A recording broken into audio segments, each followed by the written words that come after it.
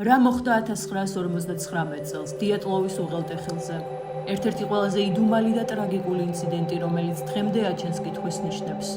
1959 წლის თებერვალში უღელტეხილზე 9 მოთხილამურე ამოუცნობი მიზეზით დაიღუპა. ყველა გარდაცვლილი ტურისტი უცნაურ პოზაში იყო, ნახევრად შიშველი, მოტეხილობებით და გულმკერდის მძიმე დაზიანებით. ერთ-ერთ გოგონას ენა და თავის ქალა არ ჰქონდა.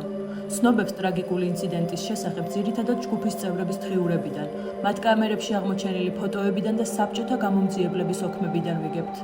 2 თებერვლის ღამეს მოთხილამურეებმა კარავის შიგნიდან გაგლიჯეს და საბანაკო ადგილის გარშემო მიმოიფანტნენ. ტემპერატურა დაახლოებით -30 გრადუსი იყო, მოლაშქრეები კი თითქმის შიშვლები იყვნენ.